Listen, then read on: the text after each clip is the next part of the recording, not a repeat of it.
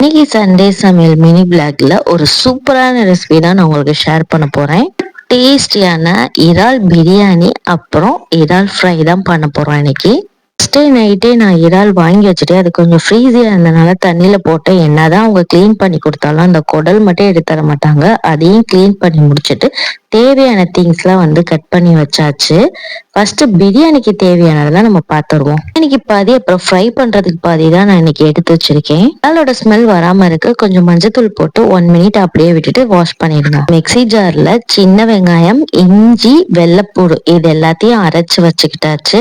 1 KG அளவு இறால் வாங்கியிருந்தேன். ஒரு 1/2 கேஜி மட்டும் எடுத்துட்டு நம்ம அரைச்சு வச்ச மிக்சர்லாம் போட்டுட்டு இதுல காஷ்மீர் மிளகாத்தூள், நார்மல் மிளகாத்தூள், மல்லித்தூள், கரம் மசாலா தூள் இதெல்லாம் போட்டுட்டு அப்புறம் 2 ஸ்பூன் அளவு தயிர், அரை லெமன் எல்லாம் புழிஞ்சிட்டு அப்படியே வந்து ஊற வச்சாச்சு 1 ஹவர். அதெல்லாம் பொடிக்கிறதுக்கு கொஞ்சம் உப்பும் போட்டுக்கோங்க.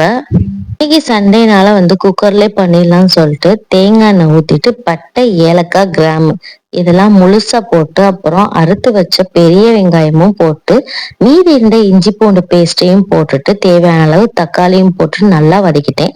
காரத்துக்கு ஏற்ற மாதிரி பச்சை மிளகா, கொத்தமல்லி, புதினா எல்லாம் போட்டு நல்லா வதங்கி பச்சை வாசனை போன அப்புறம் நம்ம எடுத்து வச்சிருக்க இறால அப்படியே போட்டணும். நல்லா வதக்கணும்.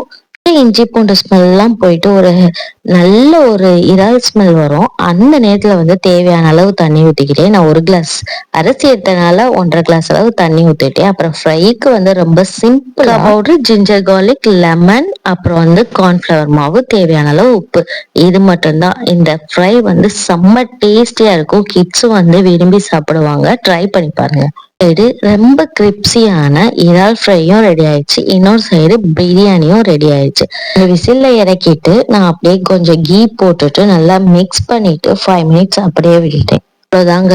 நல்ல சுட சுட டேஸ்டியான இறால் பிரியாணியும் இறால் ஃப்ரையும் ரெடி ஆயிடுச்சு. அப்படியே எல்லாத்துக்கும் சர்வ் பண்ணீங்கன்னா நல்லா ஃபுல்லா சாப்பிட்டு எந்திரிச்சிடுவாங்க.